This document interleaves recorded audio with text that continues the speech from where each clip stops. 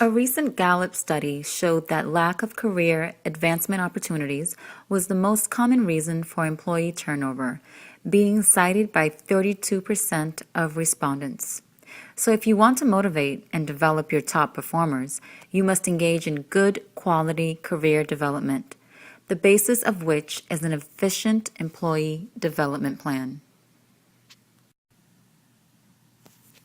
After viewing this video, you should be able to know how to plan for and implement a development plan, understand the components of a simple development plan, clarify roles and responsibilities in the process, and also understand the benefits to the employee and to the organization.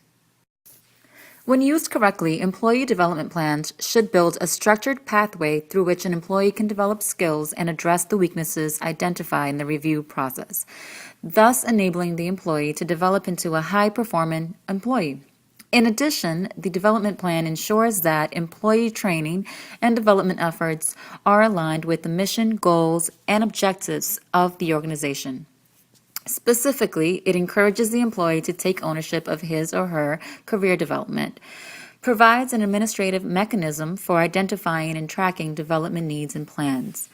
Also, it assists in planning for an organization's training and development requirements.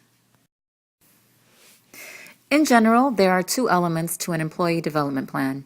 These are personal and career development.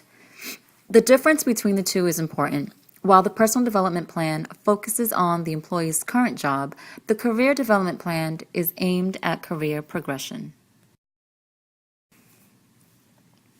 At the beginning of the annual performance review meeting, the manager should explain how the appraisal will be used to evaluate performance and identify strengths and highlight weaknesses. The manager should also mention the role of the development plan, which is to identify potential future career paths for the employee and to enable them to target and address any skill gaps they may have, thereby increasing their likelihood of promotion or career progression. This process of connecting the dots can help the employee to feel more positive about both the performance reviews and the development process. However, it is best to arrange a separate development plan meeting with the employee, as distinct from the review discussion, to emphasize the process in its own right. This means there is less emphasis on feedback and criticism and more emphasis on motivational career planning, which should be more positive. The employee is likely to be more cooperative and enthusiastic as a result. Both employee and supervisor have important roles and responsibilities during the development planning process. Below are just a few responsibilities typically assigned to each.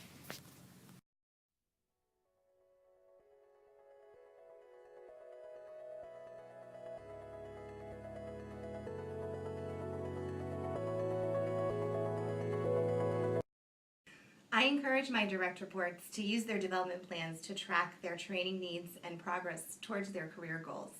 It helps me as their manager to clearly know and understand what I can help to do for them along the way. The simple development plan format makes it easy for both of us to understand our roles and responsibilities.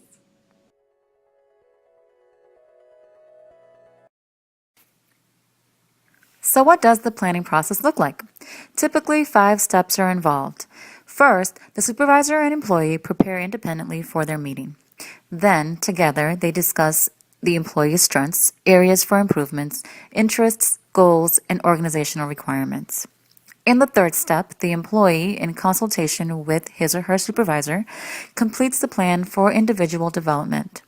Then, the employee pursues the training and development identified in the plan. The last step requires that the supervisor and employee evaluate the usefulness of training and development experiences. It is important that this is done throughout the year at various check-in points and to make revisions if necessary. This step ensures that the plan is still useful to the employee. Now that we've completed the planning phase, we can take a look at what goes into a development plan.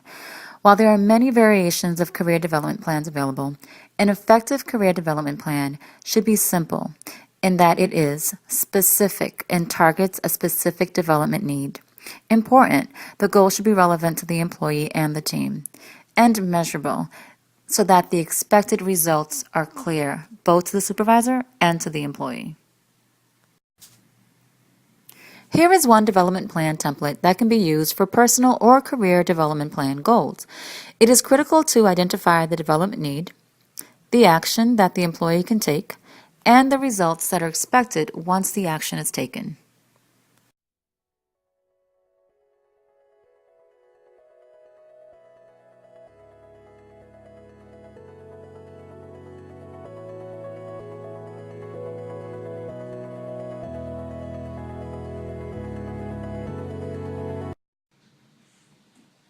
In my previous organization, I was never used to development plans, so as you can imagine, I was unfamiliar with the concept and hesitant to use them.